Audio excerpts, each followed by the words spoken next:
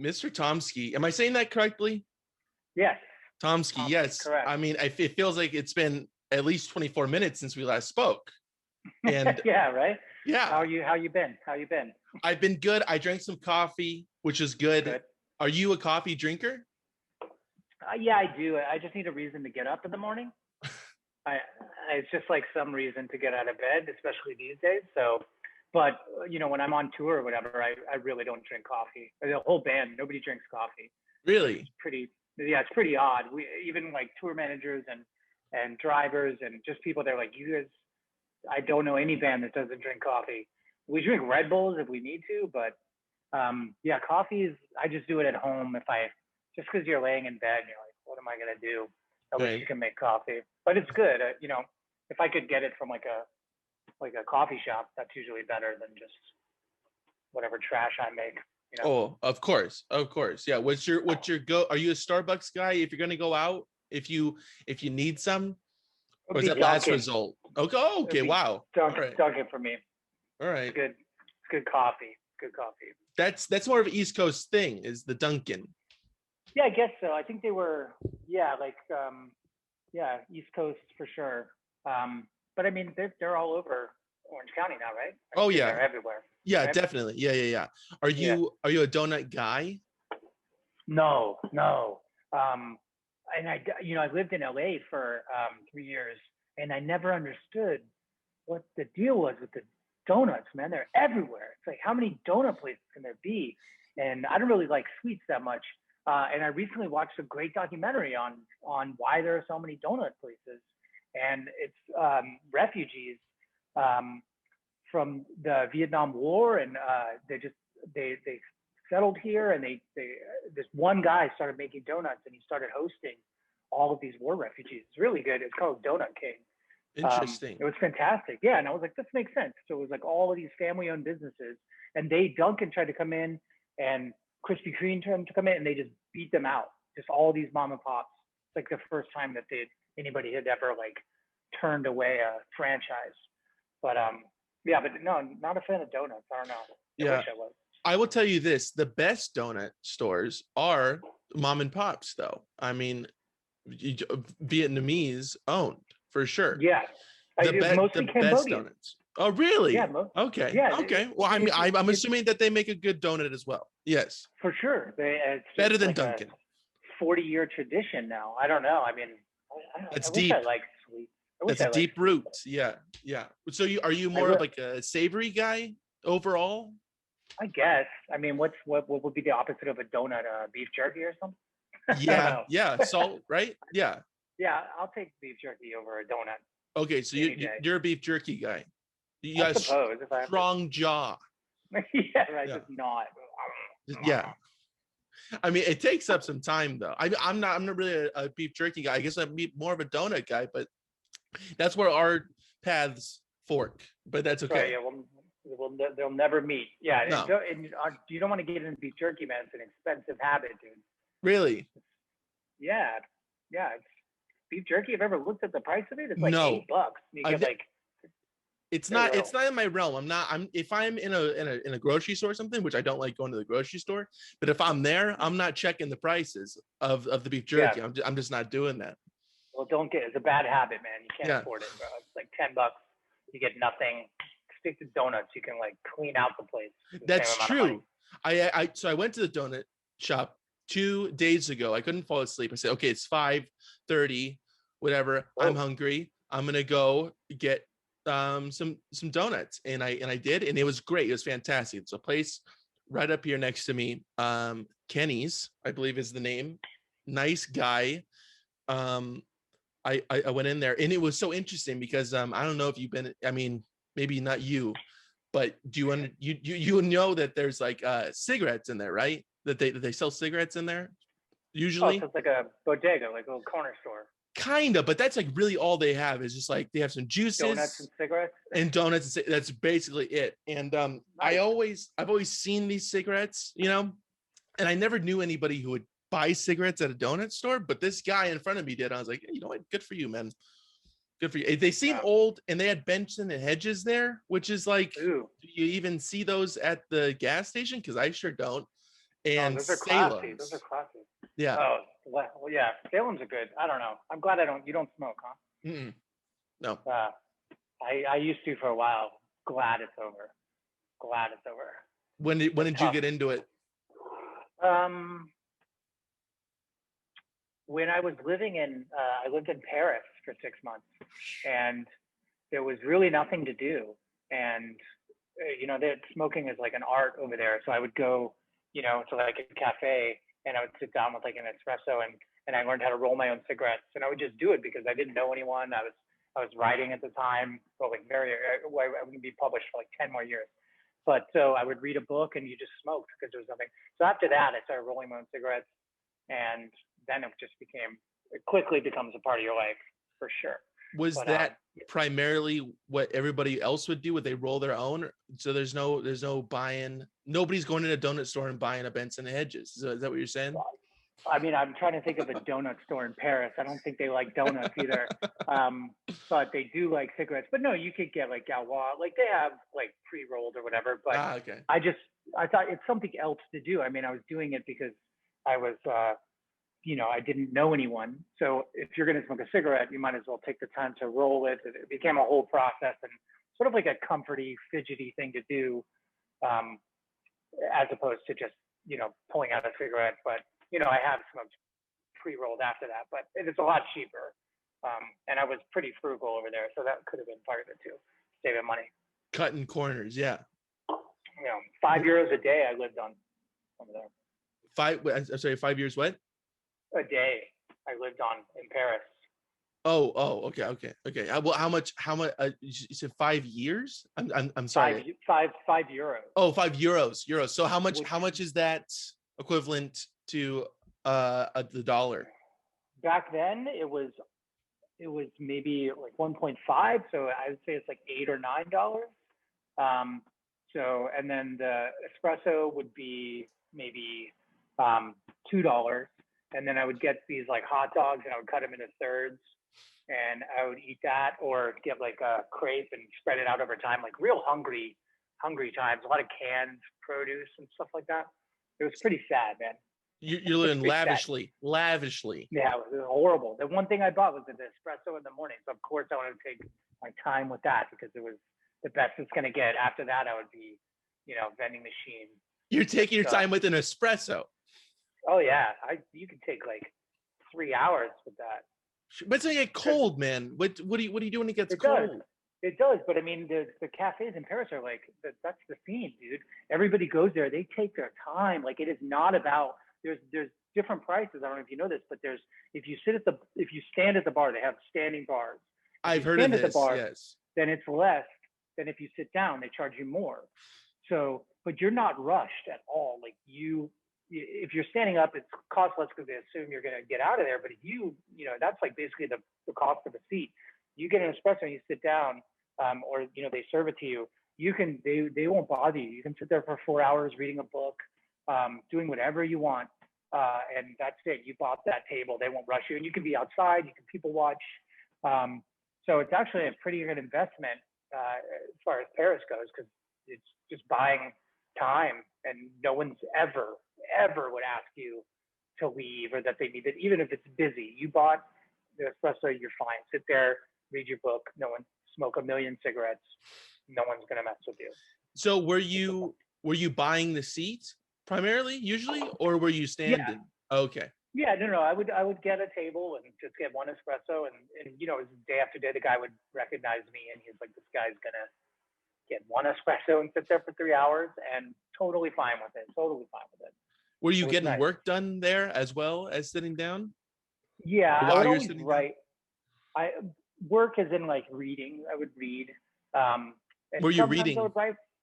Yeah. What was I reading? Yeah. Well, yeah. What were you reading at the time? Like classic literature. I read a lot of classic literature, all like starting in high school and continuing on. Like I never stopped. Like I've read all the Faulkner, almost all the Dostoevsky, just everything. There was one English bookstore there. I would go there and buy more books. I mean, I read the classics. My library is awesome. I don't have it with me, but I miss it. It's just huge, and it's all classic fiction, very little nonfiction, just fiction, fiction, fiction. I Yeah. loved it.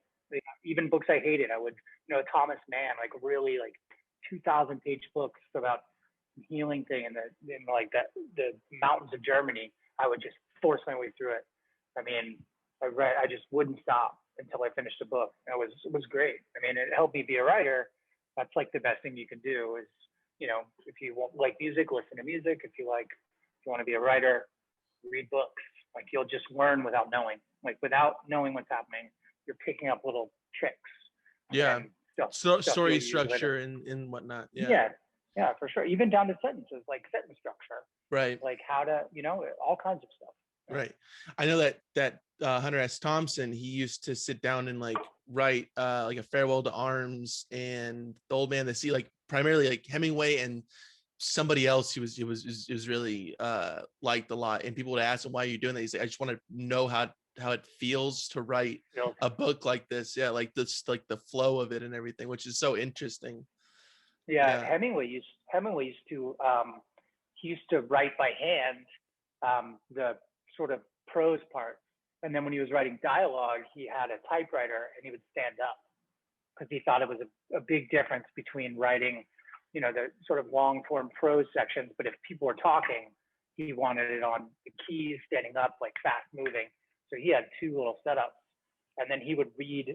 I assume this is true because I read it, but he said it himself. He would read everything he'd written before he wrote again. I mean, and that's just insane. Like Farewell to Arms, talking about that. You get up every morning and you read 250 pages just to write the 251st page. It's incredible. And he was like, but I wanted to know what was happening. Yeah.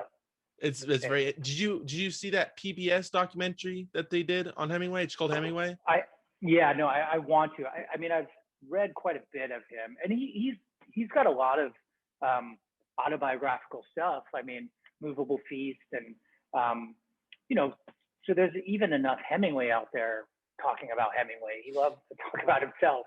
But I did want to see that Ken Burns one. Is it good? Did you watch I know I caught 2 episodes of it because I'm still on regular TV. I got the just regular cable, so it was 2 of them were on, or maybe they showed the first, or maybe there's 6 of them, and I saw the middle 2, something like that. But It was really, really interesting. It was talking about his one of his wives that he met during the Spanish Civil War, I believe, like in that time of his life and everything. It's very interesting. Yeah, really, really, really interesting.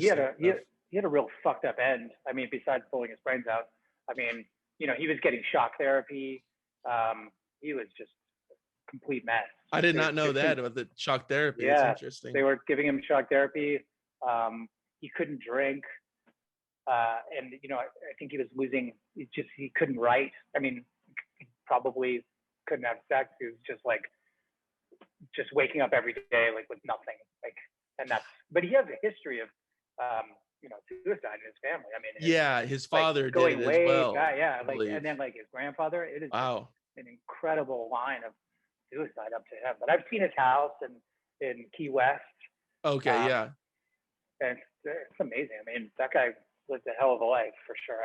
I'll check out that documentary. I want to see it. Yeah, definitely good. I need to finish it, but I recommend at least the 2 middle episodes. The middle 2 are good. Yeah. That's not where you the beginning, not the beginning, not the end. I can't vouch for those, but the real crux of it. Yeah. Yeah. I'll check it out. The middle.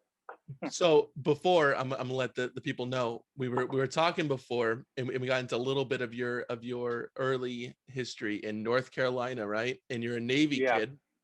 Mm-hmm. Yeah. Well, yeah, and Marines. My mother was in the Navy. My father was in the Marines. Got it. So there was some rift going on between them, huh? Which branch is better? I mean, I don't think it was up for debate. I mean, my father had a coaster that said, if you haven't served in the United States Marine Corps, you still owe your country a service. Like, Marines are pretty damn serious. So I'm sorry, you did a shift in the Army, you still have not served your country until you're a Marine. So, I mean, and my mom's not combative, so she was a Navy nurse. Okay. Kind of Hemingway. Did he serve in a war? Yes, father in Vietnam, and my mother did not. But my father in Vietnam, he won't talk about it. Yeah, of course. The people who have really seen things and done things do not discuss it. Yeah, he doesn't. Yeah, he's behind him. Right, right. Because how? What year were you born? 78. Okay. And Vietnam ended what, 75? Is that right? Was it that late? I believe it was. Spanning into the, I mean, that's like mid 70s. I would say 75. I'm not going to look it up. I'm just going to let the people figure it out. Yeah. I don't know. I always thought it was like 69 did it and shut it down, but I guess 69. Maybe I'm wrong. Maybe I'm 69. 69 is when it was like really popping. Yeah. And they were like, all of America was like, we've got to stop this. Yeah. But yeah, I would be surprised if it was still 75, but who knows, you know? Yeah. Before my time. Yeah. I'm sure Ken Burns has a documentary about that too. Oh, well, I mean, I was actually asking him if he could come on, but he's busy right now. He's narrating a baseball documentary that is now I think he's up to 12 parts now. So be sure to check that out when it comes out. No thanks. Not me, man. That's not viewers like me. No. Not a viewer like me. Thanks to viewers like you. Thank you. Yeah. Well, you know, I honestly, it's $5. I want to watch the country music one. Because I love country music, like really old country music. I love it so much. And I know he has like a 10-part one on country music. And that's like, I think I'd go to that before I went to the Hemingway one. But the Hemingway one would be like, you know, close second. Or whatever. Yeah, for sure. Yeah. For sure. Was that what your parents were playing when you were younger? What were they playing music wise? My mom didn't know anything about music. The Beatles would come on and you could ask her if she knew who it was. And she'd be like, I think I know the song, but I'm like, you don't know the Beatles? So my mom was really just hands off with music. If it came on, it came on. If it was on, if she liked it, maybe. My dad was, he played a lot of, you know, like Paul Simon, Barry White, Dire Straits, some, you know, like he pretty much moved around a lot, and he would sing, which was kind of funny because he had like a really nice sort of falsetto voice, which doesn't fit the man at all. But you know, he would play a lot of good stuff, and he would play like songs over and over and over again, like a Dire Straits song, like Walk of Life. Like we'd drive because we were moving a lot, so we'd always be on long drives. And he would play like Walk of Life, and he would put the CD in, and he would put repeat track, and he would play Walk of Life for like an hour and a half, like, which is psychotic, really. I mean, that's insane. Like over and over, you know, it's like right when the keys stop, it's like, it's like God again. So, but he drilled a lot of the music in, but he was musical enough, you know, but not really old country particularly. So that came to me. Yeah. Later, yeah. I went through a breakup. I was stuck with a record player and a Hank Williams record. That'll do it. And a blow-up mattress. That was it. That'll do it. It was the only thing in the place. What else do you need? That's how you get over it. Yeah. It was, the sound, I can still hear the sound of the blow-up mattress. It's still, that's one of the saddest sounds, like, like just blowing that up at night. It just always makes me sad. It's a lonesome sound. I mean, but that, you got the soundtrack to live your life, man. Well, I guess. Well, sad. Still makes Yeah. I mean, what would be sadder if you had to blow it up yourself, you know? That's what I was doing, yeah. No, I mean with your mouth. That'd be even more sad. I would just leave it. Yeah. I mean, you can pass out blowing up like a pool float. I can't imagine. Yeah. They're much better now. Now they've got ones that are like have like a headboard and everything. I don't know. This one wasn't that. It was really loud. I would take the pillow and put it over the hole to like keep the sound down, because it's like 11 at night, just like, ugh, gross. So were you deflating it every night?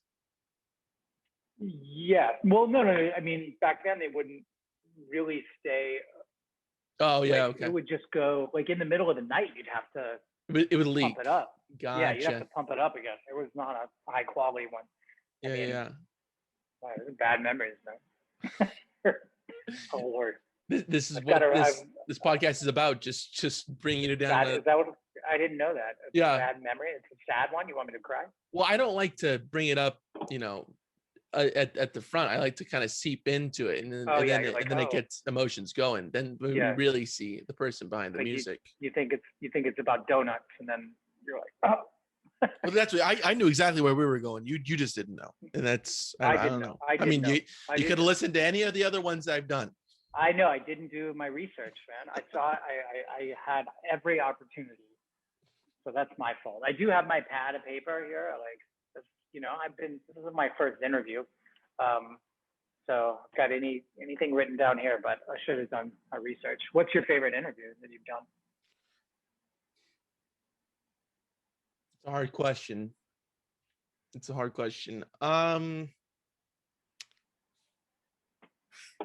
Just the people. I mean, the people that I've seen when I was younger, like in middle school, I would go to concerts, and it would just kind of be like an odd experience, being like, wow, like I saw this when I was whatever, 13, 14, this person, and now I'm like sitting at their house, and like that's Awesome. those things are just wild to me. And I have all these posters up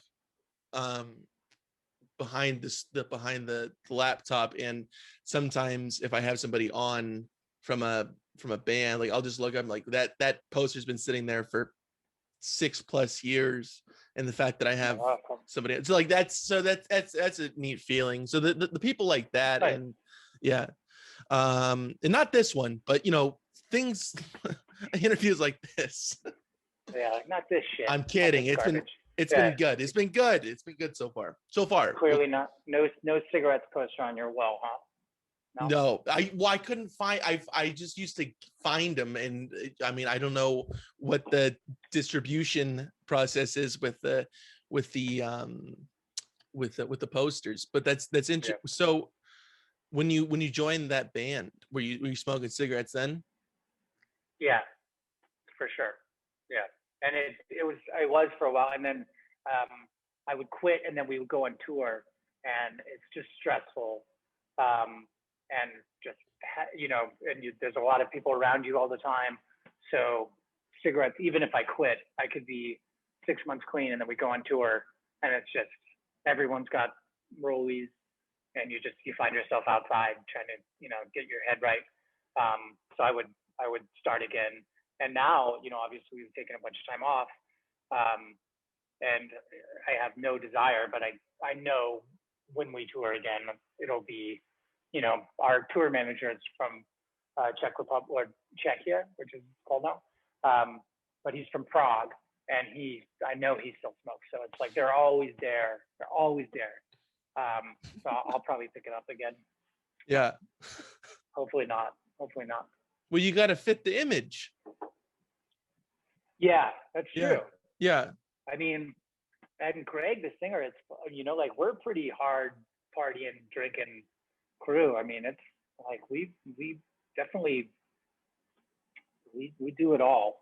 So, and Greg doesn't, like even, I mean, here's a funny little, like even when everybody was trying to stop smoking, we still kept cigarettes on the rider.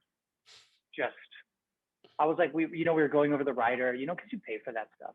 So it's like, what can we cut out? What do we actually use? What do we eat? What do we want? And then I was like, well, nobody's smoking cigarettes. And he's like, no, we're keeping those on. So it's just part of the rep there. But he'll take it. He's really interesting. I guess he doesn't have an addictive personality or something. Because Greg will like get a pack and he'll put it in his pocket, and he'll have like one every week. I don't know how he does that. So just like every once in a while and it's like kind of awkward how he holds it. Like you can tell, like I can always tell in movies when, the actor doesn't smoke, should be holding it like a little funny or whatever. He's kind of like that. He's like holding it like a little off. You're like, it doesn't look right, but he'll smoke like one a month. One. Amazing. That's it. or like 3 in a day, and then not at all. It makes no logical sense for me. When I smoke constantly. Oh, just chaining. Yeah, I have like an addictive personality for sure. So I'm just constantly ready to stop the van or, sound check and then smoke and then play the show and then smoke. It gets heavy, bad. Yeah. Play the cigarette and then smoke. But yeah, cigarettes. I mean, I've never smoked during a show. Never. It's impossible. As a drummer, it's impossible. I mean, keys, sure. But I mean, I'm doing way too much, like it wouldn't make any sense. I mean, some of the songs are slow enough. I could probably do it with my snare hand, but no, I haven't done it. Speaking of smoking, though, I did a bit of research on you, and that you were on the Opie and Anthony show promoting your book. Yeah. And now you fell to this podcast, which I don't know how, but a couple of missteps. But and then you had a theory on how to get out of a smoking charge in your room by just just smoking in the room. For those who I know that you know what you said, but for those who haven't heard it, Jacob said to smoke in the room and then complain that it smelled like cigarettes, and then they'll move you to a different room and then smoke in that room and just continuously go through rooms. There's not a lot of communication with the front desk, so that will work. I remember that interview was insane. I was scared. I mean, everybody in there. I mean, Dave Attell was there. Yeah, that's insane. Yeah, and they didn't. Absolutely. I didn't know that. I got there like 6 in the morning, which is an absurd time to do anything. Yeah. And the guy's like, "Oh, like Dave Attell's here. He's going to be sitting." I was like, "What?" And he was sitting right next to me. I was like, "Oh my god, that was intense." And then he's also an insomniac as well. Yeah, I remember that show. That was a good show. It was a good show. Yeah. Yeah, I remember that. He was like working with a garbage man and shooting Nutria in New Orleans. And he'd just be smoking cigarettes the entire time, like every episode. Oh yeah. Of Insomnia. I'm sure. Yeah, for sure. I was like, not in the studio. No, I don't think they would allow that. No, it was pretty serious. It was like started at like 6:30 and was over by 8, and then everybody was leaving. It seemed like a crazy job, like over. Like these people were leaving at 8 a.m. done with the day's work, and I'm like, that's insane. That's cool though. That's cool. I do like that idea though. It's like those people who get in at like 4 and leave at like 12. I like that. I don't know. That'd be pretty cool to have that kind of gig. And I think I'm sure the hosts of that show got there pretty early to prepare material and stuff. And then also, I'm sure they would normally stay later, but I remember it was right before a holiday. I don't know if it was Thanksgiving or Christmas. I believe it was Thanksgiving. I think is what you guys were talking about. So it was like the last show. Like they wanted out. Like they were running out. So that was maybe they stay a little bit later on a normal day and do some editing or research for the next show. But when it was over, everybody was just in the elevators out the door. Wow. Me as well. That was crazy. Yeah, that was fun. And now you're on this podcast, which is not it's as professional, just not as fun. It's fun. I'm having fun. I mean, sadder. It's sad. It's supposed to be sad. I have Jim Norton coming in soon, so we'll talk. Jim Norton is so sweet. I remember when I went there, and that was really early on in my career being interviewed for the book. And I remember specifically, they came in, they bring you in and they sit you down, you put this, and he like scooted over and like put the mic way closer than I would have. I just assumed walking in there that this is where the mic goes. That's where they want it. So I just started saying hello, and he came over and like just set me up. Like, this is where the mic is. Like, shoved it in your face. Yeah, exactly. Yeah. It was good. I remember him being sweet. Yeah. Or like working towards getting a better show. And that show is fucking huge.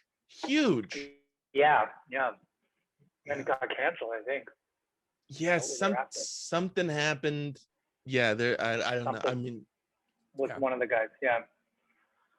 But I don't know. I Opie or got in there. Anthony. I was interviewed by Barbara Walters before she. That was nuts. That was like, you want to talk a step up from Opie and Anthony? It's got to be Barbara Walters. Yeah, Nuts, yeah, nuts. Now you, Jacob. yeah. Trying to take over. Yeah, for the next Barbara Walters, man. Yeah, I mean, I constantly listen to Larry King interviews just because he's like one of the best, if not the best, interviewer, and Dick Cavett too. So Nice. I like to go back. I mean, it's never like any of their shows, but I try to think, okay, like I just like to see they're kind of like how Hunter was with looking at Hemingway's work. Yeah, It's sure. just like, okay, well, how did they proceed in this? And then there's an art. fucking Joe Rogan keeping Yeah. it huge of there in Spotify. So whatever, hundreds of millions of dollars. Waiting for my check. That's how you get good at anything. You just check out what else is going on. I mean, that's the same thing. That's why I was reading fiction books that I would never read, so that later it would kick in. I mean, even if it's something you don't like, it's worth checking out and just digesting. It's all helpful for progress. That's right. And it's interesting that Joe Rogan is the biggest podcast, just because I mean, he has a great guests on. I'd like to hear what they say. But I have some reservations about him, but that's fine. Somebody's got to do it. Somebody's got to be at the top. I used to watch Fear Factor, man. Like I used to tape Fear Factor on an old VHS recorder, and I would write in the mornings from 6 a.m. till 10 a.m. and then I would smoke a bowl and watch Fear Factor afterwards. And that was like what I'd be writing for 3 hours. I'm like, oh, I'm exhausted, and then I would get high and watch Fear Factor, and I just loved. I mean, not necessarily his hosting, but just the concept of the show, watching these people terrified and like doing things that they would never do, and just watching people lose it. I mean, I just love that show. I don't know. I mean, I assume he didn't come up with it, but yeah, he's had a pretty strange career path, right? Yeah, it's wild. Yeah. And he's also on news radio, which is like great. Oh, he was? Yeah. Phil Hartman, Andy Dick, Joe Rogan. I mean, Phil Hartman, just him alone is great. Yeah. True. He got murdered, right? He did. His wife murdered him. Yeah. His wife. With a knife? I believe with the gun, shot him. I could be wrong though, but man, what a talent that guy was. Yeah. Yeah. Tragic. But this is a sad podcast. This is the sad one. Podcast. This is the sad one. Everybody we've talked about has blown their brains out. Yeah, or had their brains blown out. Yeah, subsequently. Either way. Same ending. Yeah. But a change of pace here. Sure. What were you doing as a youth, as in like in your early to in your teenage years, in your formative years? What were you doing for fun? What was your go-to? Were you a bad kid? Were you getting into mischief? Yes. Well, the thing about when you move from school to school, you don't have a solid base of good friends. So the last move, we were living in LA, and then we moved to North Carolina, and everybody had made friends. Everybody was well established. And so like the only group that would have me was like the druggies. So, so we used to work on cars and like take acid and drink moonshine at lunch. And, I remember being just crazy drunk. If it was after lunchtime, I was drunk. And just, it was a lot of intense drug use. And that's what the bad kids were doing. And, I had a good grade average in Los Angeles, and then they threw me in the South, and I just said, no, these are great people. I mean, I'm still like friends with them, but I mean, we were not model students, but that was kind of where I got into music too. Like those are the kind of people that would want to get stoned and, like play Korn covers and just, everybody's switching around on instruments, just having fun, like, like like, let's drop acid, and, like, see what comes out and record everything on a little tape recorder. So that's kind of where it started. But yeah, it was not good. But I mean, it was fine. I loved it, but it wasn't conventionally good. Yeah. In no way. How many times have you dropped acid? Plenty of times, even recently. During the coronavirus? Yeah. Ooh, all right. Yeah, I got a hold of I have a really good friend who lives in Las Vegas, and she gave me some, mailed it to me, and then I was in San Diego, and me and a couple of my friends dropped it, and they have made some progress on that. I mean, it was usually acid, you never know, it takes like an hour or so. This stuff, our knees were like jello, maybe 10, 20 minutes in. We were sitting in a room, we're like, let's listen to some music. And we were at the beach, so it was like pretty chill environment.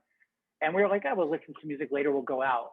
It was like 10, 15 minutes. We were like, we got to get out of here, man. It is happening. And it hit hard and fast. And it still lasted like 5 hours. But yeah, you know, I'm a Doors fan. You know, that's a viable afternoon for me. That's good stuff. I got afraid of it for a while. I mean, in high school, I did so much that I had a couple of bad ones, and then I stepped away. And then it took me till I was, you know, in my late 20s to come back to it. And then, but yeah, no, I you know, don't turn it down. Mushrooms, all that shit. I like how that's your prerequisite for this. You're like, yeah, man, I like the Doors. Like, yeah.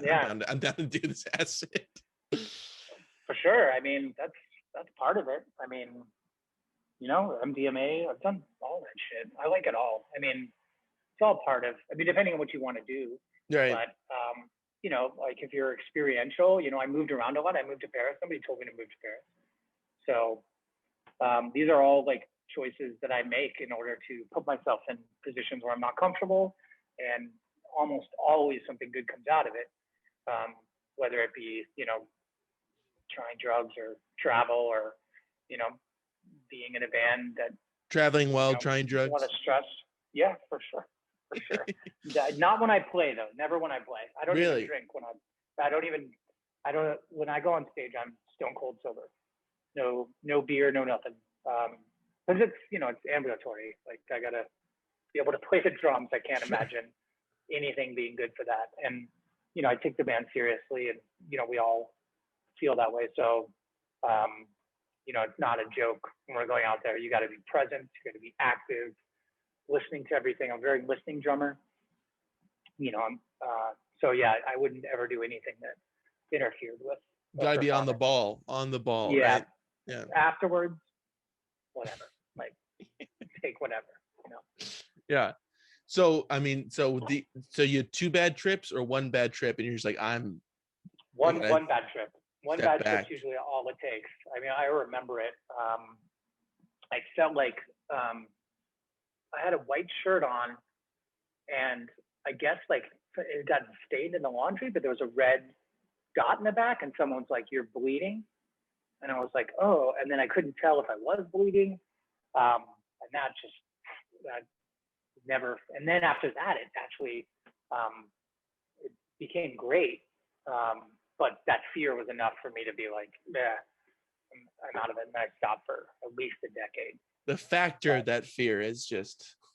I know. So you so like what you said a decade, so like 18 to 28. I mean, yeah. Right? I mean, who's precise with drugs? I mean, you know, unless you're the CIA, I fucking don't know. I don't remember when the last. I got some news for you, sir. Oh yeah, well, I mean, I'm not worried about being tracked. I don't get all that. I really don't. Like, whatever. My life's an open book. I wrote a goddamn memoir. I mean, in the memoir, I do cocaine. In the memoir. Like, you remember, like, oh, well, my parents are going to read this. Is that what you discussed with Barbra Walters? Did you? She brought it up. She did the cocaine. She is her cocaine. Yeah, she laid it out on The View.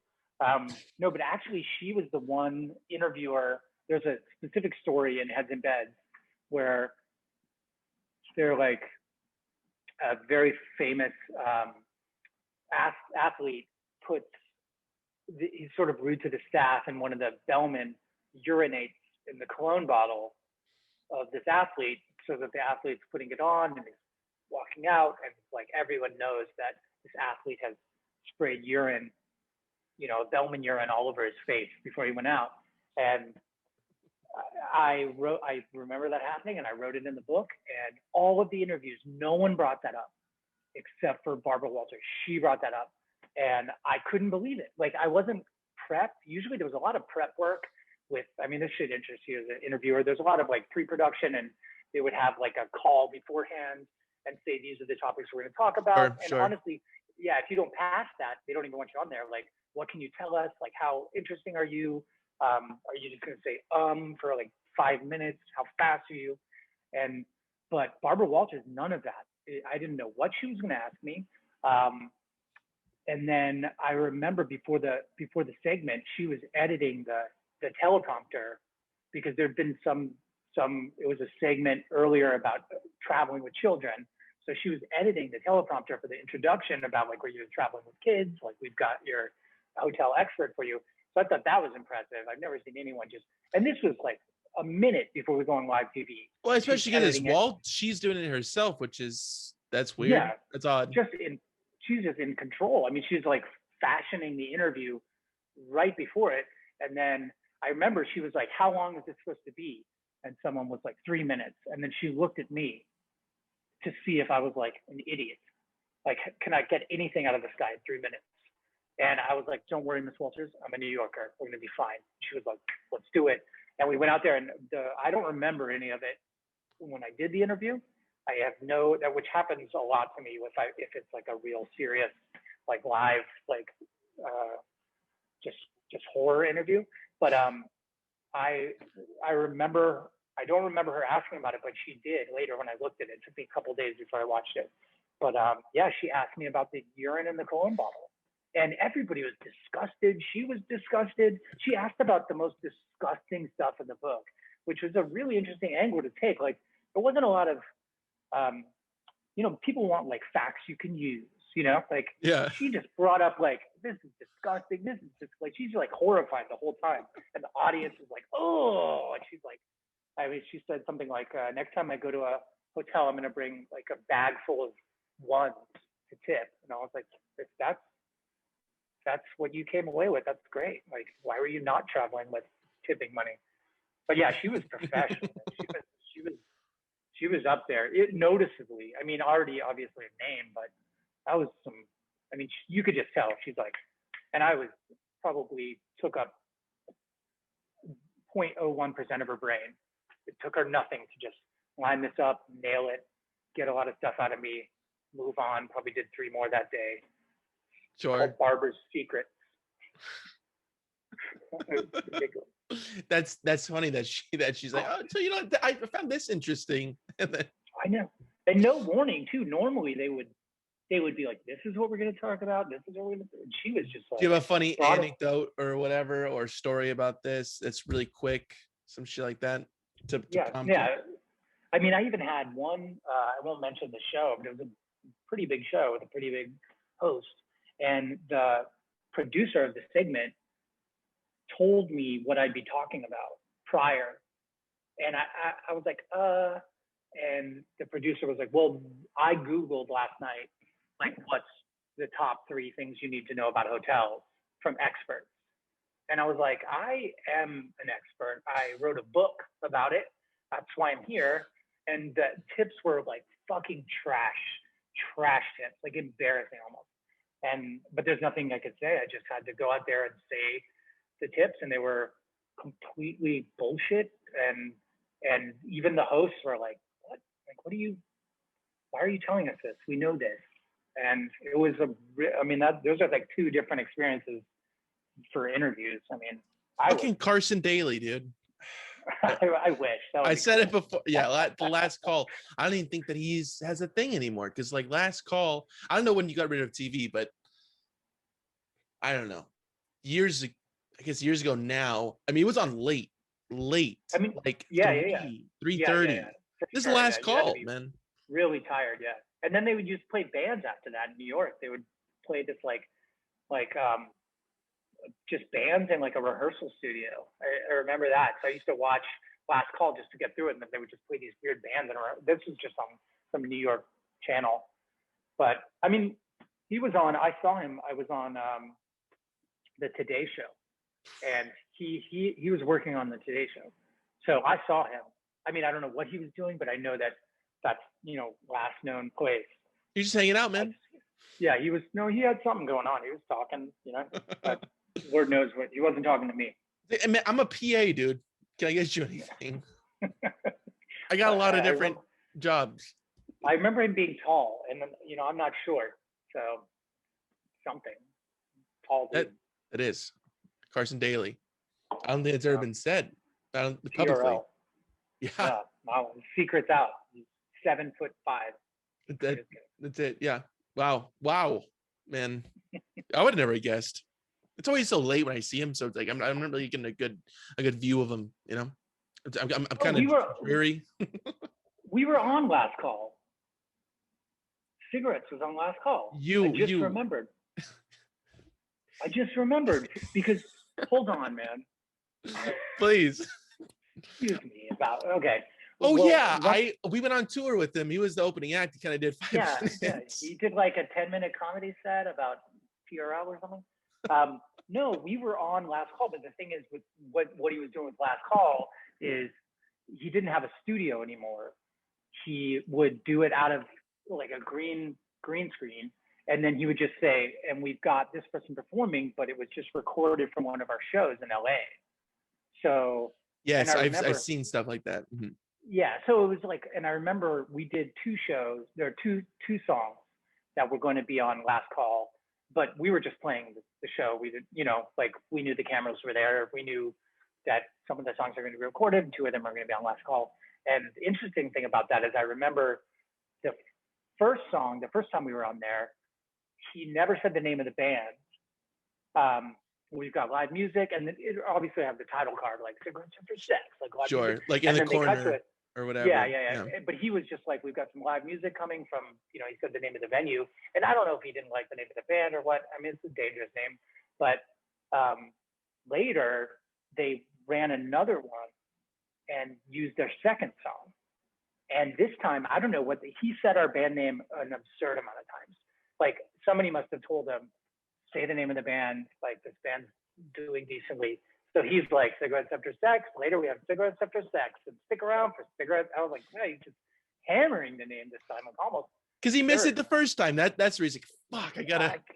I guess they were just like, I don't know. I wonder. I would ask him about that. Like, I'm sure he wouldn't.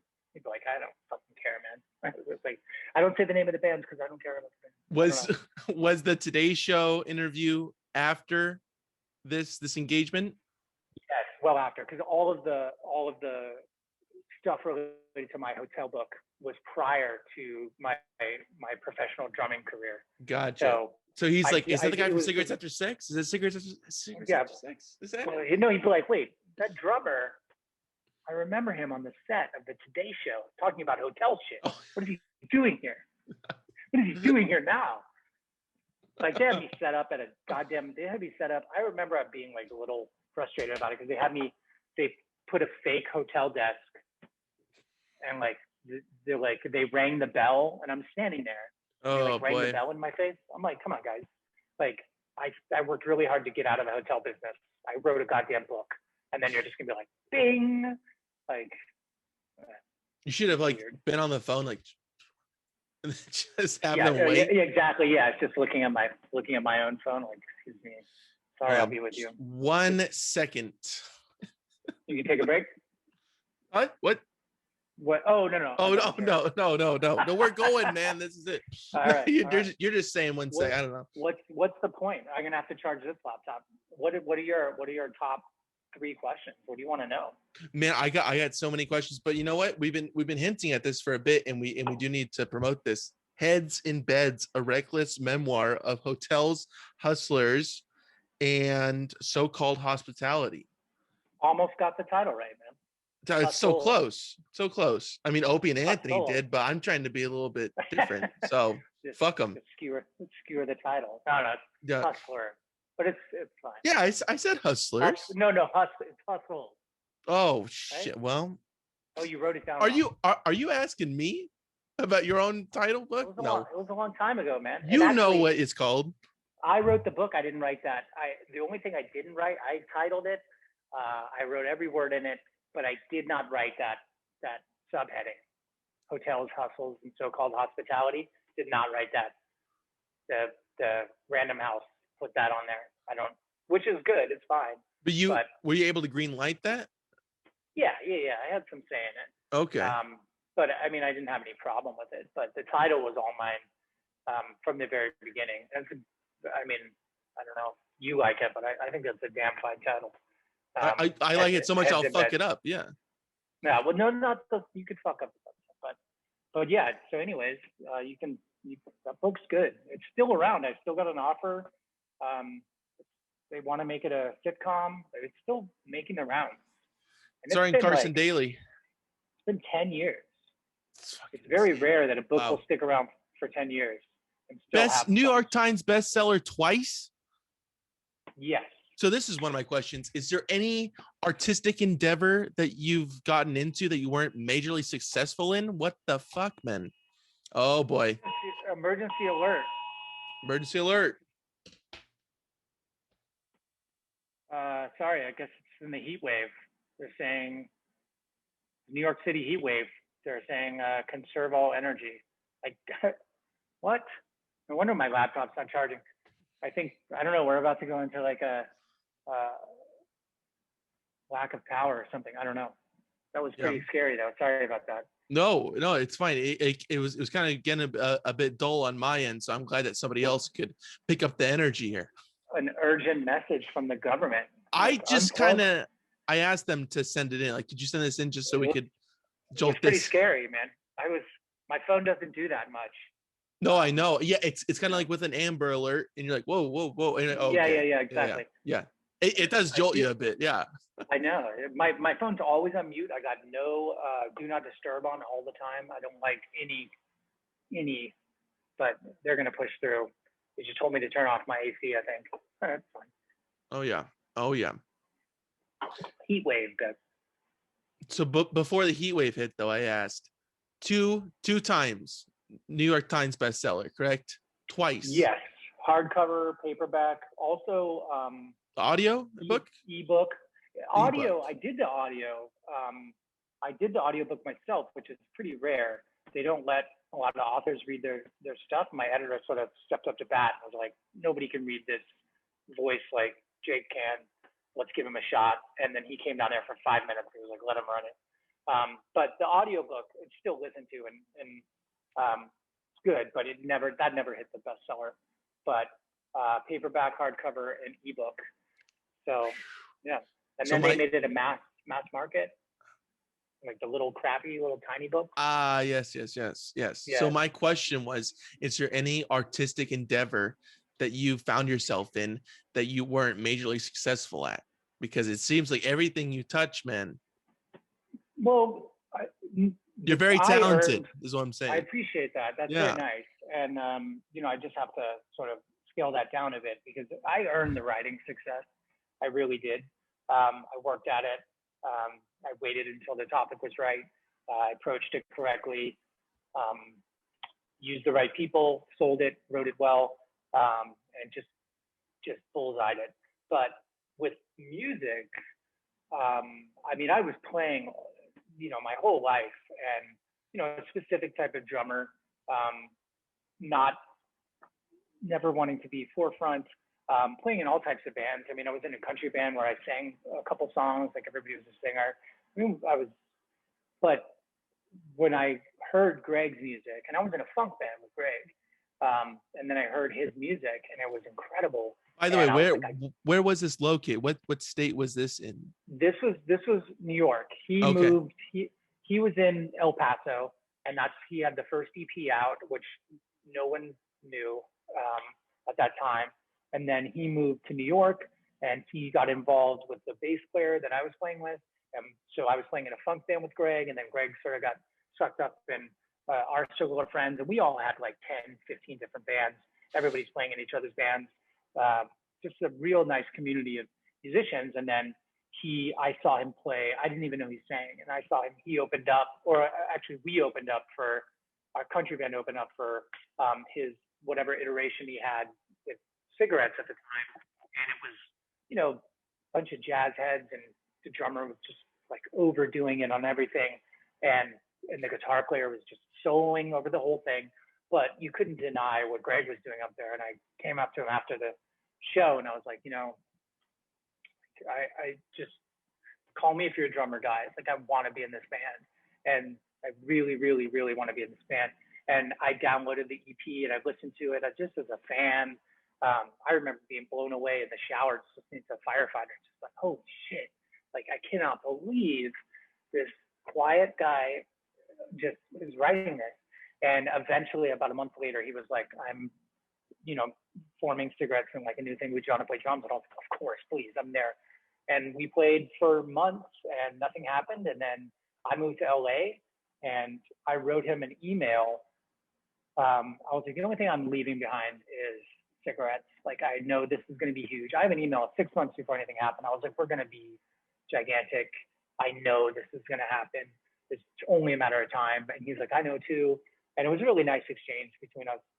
Just this sort of, I just knew what was happening. There was undeniable, the quality of the music. And so we had some other recordings, we threw them away, and then I moved to LA, and then I flew back and we recorded what would be the first album. And then he released a single off that, and then it sort of sparked the YouTube, and then that was it. And we went from like nothing to our first show in Brooklyn, where it was like a 200 capacity, and it was sold out, and all our friends were there, and they were confused. We were confused. People knew the lyrics. It was, you know, there were people taking photos of Greg. It was like the bouncer was like, these people are fucking here to see you guys. And it was 0 to 100. I mean, it took a long time, but yeah, that was how that started. And then after that, it was nonstop. I mean, I put up the money for us to go on our first European tour because the views were there, but there wasn't any. You don't know until you say we're going to play Prague, we're going to play Munich, we're going to play Copenhagen, we're going to come to all these cities and hopefully sell some tickets. So, but it worked out. You know, people showed up and big fans of the music, and that was off 4 songs. And then we had 2 released. It was 6 songs. So we were playing full sets, and the only thing anybody in the crowd could possibly know was 6 songs off like what would be like a 10.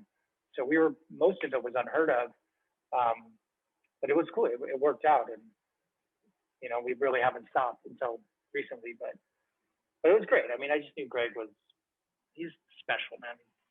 Very wonderful, sweet, talented, just extremely talented. And he just likes that I don't get in the way. Like, there was a lot of drummers trying to be the star of the show, trying to, what can I do with my drumming to make it better? And the answer is, get the fuck out of the way. Like, don't do anything. Stop. Just play a straight beat and let the songs shine. Like 50s. He loves a lot of 50s and 60s hits. It's supposed to be simple pop, you know? And you just don't need a lot of noise for that stuff. Yeah, hang out in the back and keep time. Yeah. For sure. Play with feeling. Don't get in the way. You know, play for the song. Not a lot of that going on. Yeah, I mean, so it must have been like a shock, like, what the fuck is going on here? I mean, just right away, just from kind of the get-go. Yeah, it was, I mean, yeah, it went from nothing to something. I mean, it was really insane to see. I mean, we'd played hundreds and hundreds of shows, and no one has cared. The only people out there are the other bands and their girlfriends, your lovers and friends, you know, just playing to like a void. And that first show, when it was packed and people were, you know, singing "Nothing's Gonna Hurt You," like they knew all the lyrics. And I remember just being like, it was shocking, and taking photos. And I mean, we had a little bit of merch, but it was in Brooklyn. That was like our hometown. We played a show in that same venue on Sunday at brunch. and no one was there. So we played that venue to like legitimately 0 people, except for the bartender who played before us. And he just did some screamo thing with like him and his laptop. He was screaming at no one. And then we went up and played to no one, except for the bartender who just finished his gig. And now we were back and it was just packed. It was insane. And the bartender hit you up after. He's like, "Hey man, would you mind if I just did like just a couple songs before you guys got on?" I mean, that screamo shit was pretty terrible, man. And it definitely wasn't like. I mean, it was like Sunday at 2 p.m. Like nobody wants to hear anybody screaming. That's not prime screamo hours, man. No. No. Yeah, save that for Monday. Or Last Call with Carson Daly. I think that would be, yeah, pretty good. I wish I knew the name of that guy. I'd give him a shout out. He didn't even give us free drinks. We played a show. We still got our drink tickets. Are you a musician? I mean, yeah, but I don't play in a band. I just play by myself because nobody, and I don't even think anybody who was originally supposed to play music with me even listens to this. But the people who were like, "Hey, you should get into music," it's like, "Yeah, absolutely, let's jam." And then I get into music, and they're like, "Yeah, we don't play music anymore." I was like, "Okay, well, I do." Oh, no. So yeah. Well, so you do it all yourself on the computer, huh? No, I mean I play the drum. You can't even see him. Drums, play the drums, a little bit of bass. So I just fiddle around with stuff, so nice. Hopefully one day get into a screamo band with the bartender. Just play back. Available. Yeah. I just gotta go find them. You said Sundays at brunch hours. Yeah, that's what he keeps. No, we did one shift. That was the only brunch shift I've ever done. I mean, he's got to be doing it though every Sunday. I mean, this was 8 years ago, so he's probably dead. I don't know. People like that died. Probably put a shotgun. His wife killed him. Yeah, Hartman style. Yeah. Yeah. Mm-hmm. Classic. Gone too soon. That guy. Yeah. So what got you into playing music? Really? I mean, like, what was the driving force? Was it your father? No, he was never. I mean, they were supportive enough as far as buying me a $200 drum set and letting me make noise. But I mean, as I said with my friends, just druggy friends, we would play constantly. And honestly, I started on bass. And because I started on drums, and then my good friend, his younger brother, was already a drummer, so I got moved to bass. So I started playing bass, and which I think informed my drumming a lot. But because it's good to know your way around every instrument, no matter what you're playing. But so I think it was just that, and it was just a fun vibe. That's something. What's better to do after school or after work? Play shows, and I carried that on, and I never took it serious. I mean, the country band I was in, it was real funny, really good musicians. We were really on top of it, harmonies and everything, but it was fun. It was something to do on Fridays, every other week, and band practice is just something to look forward to, and you're hanging out with your friends, you're making music, which is great, and I never considered it as something serious until I started working with Greg, and I was like, oh man, this is too good. And then, but even then, I knew it was going to blow up, but even when you don't know. So when it did, I was like, I can't believe this is happening, just like we thought. And but that it was sort of by accident, I just got lucky meeting Greg, and timing was right. And now I've been drumming for like seven years, something like that. 7 years, not a drum fill. Clean. 7 years, no solo, no cymbal crash, no drum fill, no hi-hat, nothing. No, just a driving beat. That's it. That's right. Not a drum fill on that whole first album. There's one drum fill on the second album. One. Kind of pushing it though, no? Yeah, right. I know. I did it, and I was like, oops. And Greg was like, I like it. Fuck, dude, I'm so sorry. We'll take it again. No. I just cut. He was like, and it's honestly the simplest drum fill. It's It's in Don't Let Me Go, the first song, end of the first chorus. I just do like one off little snare hit. That's it. And he let it roll. I would have been fine to do it again. And without that, but then it's funny because I spent so long not doing a fill. Now I'm like super scared of that one fill. I'm like, gotta nail it. Yeah. Gotta nail this. This is it. This is my time to shine. Boom, done. You fucking miss it. You're like, I know. Fuck. It's weird. I mean, if you stop practicing that stuff, you lose it. You know? Yeah. How are you practicing in New York? How is that going on? Are you practicing at all? You got electric kit? I did. I got like a V kit, and it's fucking horrible, man. I don't know what people are doing with this. It is impossible. I mean, I got into music to play with people I love, and now I'm playing to, my phone. I don't understand how it can be fun. There's no conversation between other musicians. You're just playing. I mean, I've been playing to a lot of Tom Petty because I really sort of think that the drummer, I know he has a second drummer, the first drummer left, but the style of the drums are active enough and rooted in sort of like a backbeat that I've been playing to that, but it's not fun. I mean, I treat it like a job. I start to play, but it's really not helpful. We just need to play live, which is not happening. But I do have a V kit. I wouldn't recommend it. I mean, I don't know. A lot of people getting, I see on TikTok, a lot of people getting a lot of work done in their houses. I kind of like that. Everybody's got a computer, and then boom, they got everything they need, and that's incredible. Yeah, it is. It is really good. It's really good that there's you don't need a lot of money or somebody backing you to get studio hours or whatever. You just do it in your room. The only issue is though, it's that there's so many people who are doing this, and that there's not.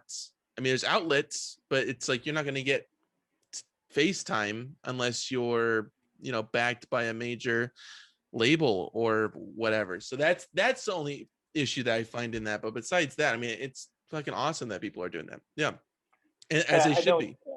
I know what you mean. That I feel that a lot when I see. I watch a lot of TikTok, and they're like, don't even release an album until you have people that are ready to listen to it, and all these all this advice about how to make it, and like with TikTok, technically you can have one song that gets used on 2 billion videos, and then it's on at the bar that you go to. And I just hear it, and it's just, we have such a strange origin story that he just put it out there, and the only thing I would have to add to that is just put out only good music that you really like and just let it sit there. But that's such ridiculous advice. It's only in Greg's case that he had these songs that were gorgeous, and they just needed something to happen, and people just kept going back to it. And then when we released a new single, it sort of somehow led people back to Nothing's Gonna Hurt You, which was the first real hit. And it got so viral that YouTube had a call with us, and YouTube was like, what did you guys do? And we were like, what? You're YouTube, what? We don't know. We thought you would know what happened, but it was very organic somehow. I think people were getting it suggested, and then everyone that got it suggested liked it, and then it just kept throwing more people onto it, and the algorithm took over, and it's like, everyone's enjoying this, so let's just keep feeding it. But even YouTube was confused, so that's not really their algorithm. It's their algorithm, so it's. I mean, I don't know. How are you doing it? I know. It's like, you guys have the computers, right? What the fuck, man? But so that's no advice you can give to someone. That's not helpful, except that just, never quit and just put out the best material only. Greg's big on that too. Not putting out 500 songs. You may have 500 songs. I mean, there was a lot of songs cut from the first album, a lot of songs cut from the second album, a lot of songs just sitting around. But he'll only do songs that he really thinks are perfect after recording. He'll spend, I mean, the first the first album, we did another iteration of those in a studio, and I thought they sounded great. And he spent like $5,000, and I thought they sounded great, and he threw them away. He didn't like it. He thought they sounded stale, that they had no heart, and he just threw away all that money. And then we recorded it in a rehearsal space over the course of a weekend with just him and his computer and the mics he had, you know, a lot of first takes, second takes. So, I mean, he just trusted his taste and didn't put something out just because he had it. That's the only thing I can see is actionable, you know? Yeah. Yeah. And it's good advice. Yeah. Just because it's finished doesn't mean it's finished, really. I mean, you that's gotta, kind of the crux. it's hard because you want to put it out and you want to get reactions. And I mean, Greg is huge. I mean, we haven't done shit. Like, we haven't put out a song for like 2 years or something. We just let it sit. I mean, he's not even, doesn't even use social media. I mean, he didn't put out a tweet for like the whole pandemic. People thought we were dead. He like announced that we're playing Primavera in Barcelona, and a lot of the comments are like, I thought you guys were dead. Like, he doesn't do anything. He doesn't promote, you know. But yet it works. Nice. But it works. Yeah, and the fans, yeah. So interesting to see in this day of age. It's like, no, it's here. Yeah. I'm still here. Less being more doesn't make sense now because more is more. But for Greg and us, it's really worked, like less being more. It's the exception to the rule. Yeah. Yeah. I mean, that's my drumming. Less is more. Do very little. Do nothing, and it'll go. Except the one fill. One fill, my crowning achievement. You got to check that out, man. Check it out, Jacob. You better first be. Song, second album. It's a little loose. It's not even. It was recorded. We recorded it. I remember we recorded it in a church in Germany, and we just set up the equipment because we can record anywhere. And we were doing it, and I like just did this fill, which I didn't even. It was like kind of like involuntary. And I remember the gentlemen that were in there like were getting really excited, and it was throwing me off because I was like, God damn, I just did a fill. I shouldn't have. I vomited it out, and then you guys are like throwing your hands up, and I was like just trying to stay on the beat. And then, but for some reason it worked. And then we played that song. It was the first time we played it. Greg's big on he doesn't let us hear the songs before, so we don't overplay them. It's like he'll write a song right then, and that's the take. So he wrote that song. We put the rest of it down, and then the next day we played it live. It was terrifying. And then that was we played it live at some backyard show, and nobody knew what it was. Obviously, nobody cared. And then that song didn't come out for like a year and a half. Nobody heard it again for like a year and a half. It's ridiculous. The church people heard it. The people in the backyard heard it, and then that's it. That's it. And that's all you get. It's cool. I like. It is cool. It's very like it was here for this one moment, and if you weren't there for that one moment, you're just that's it. And we're super rehearsed too. Like Greg we don't fuck around. Like I remember being pissed off. Like when we go to play, like we know what we're doing. We're settled in. We're ready. No surprises. We're gonna, And I remember him calling it out. Like, don't let me go. And I was like, what the fuck, man? Like I don't barely even know how the drums go. Like, no, I was like furious to be put on the spot like this. And I was, I mean, we played it well. My drums are on like tree roots, so they were like moving around a lot. I was like, this is not ideal, man. Oh wait, give me 1 second, huh? Please go ahead. All right. I appreciate you guys listening to this, and those of you that listen every week, I really appreciate it. It's been very fun to have all these amazing guests on each week this year, and I wouldn't do it if nobody was listening to it. So thank you. Tell your friends all about it. The Vineyard. There's still tapes and shirts available on my website, and the link is in the bio. So be sure to check those out. And for those who are listening and you want to hear some of your favorite artists on that haven't been on or have been on before, please do let me know, because that helps me out and lets me know what you guys want to be listening to and who you guys want to hear from. Definitely. And Jacob Tomsky has a nice background. I really do like it. It's flavorful, yet it's subtle. It's like a Tame Impala album cover, it looks like, kind of. But yeah, if you guys have any one that you guys want to hear on this podcast, be sure to put it in the comments, and I will be sure to try to get them on. And I hope Jacob Tomsky's coming back soon. But oh, there he is. There he is. Professional athlete. Beer number 4. Beer number 4. Very good. It's been a long day. So very good. All right. Yes. And we heard the sirens or whatever on your phone as well. Spot on. But listen, Mr. Tomsky, I like to wrap this up with some promo. So sure.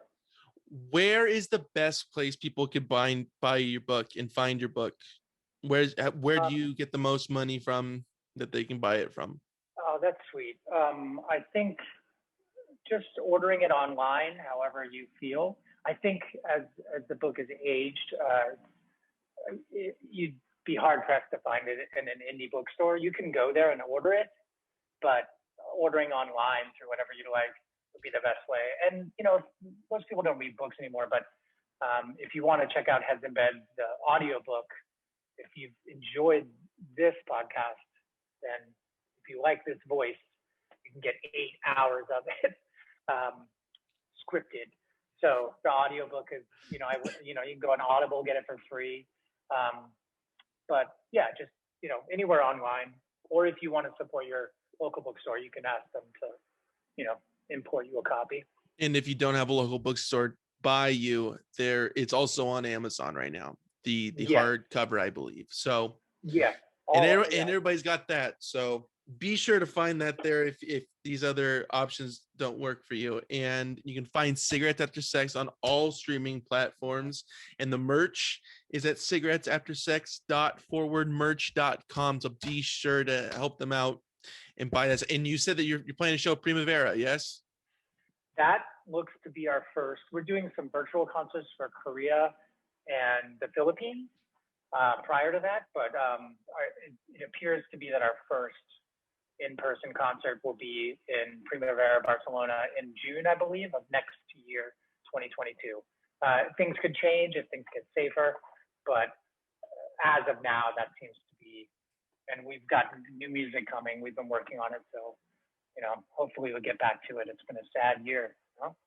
Heck yeah, yes it has, and we need to hear some cigarettes after sex. Those who are having it and those who are smoke. Yeah, it's not just for smokers or sex havers. Yeah, it was virgin with asthma. It's a joke. It's a joke online. You can't listen. I don't listen to Cigarettes After Sex. I'm a virgin with asthma. These kids are quick. Mr. Tomsky, I need to have you on again for sure. Okay. All right. If you could, that'd be great. And thank you so much. Is there anything else you want to promote while we have you here? No, I just want to say great interview, Jacob. Thank you so much for the time. Thank you. It goes Barbra Walters, Opie and Anthony, and then Jacob Burnett. Yeah. Oh, you're above Opie and Anthony. It's just Barbra Walters. Then you, Anderson Cooper. Cooper, the Coop. And and Katie Couric. Oh yeah. She was hosting Jeopardy. I did not like it. Yeah, not good. But that's a story for the second time you come on. Yeah, this has been great, man. Thank you so much for having me on. I do appreciate it, Jacob. Thank you, man. I really appreciate it. I'm gonna stop recording this. I'll talk to you in a second. All right. Thank you, man.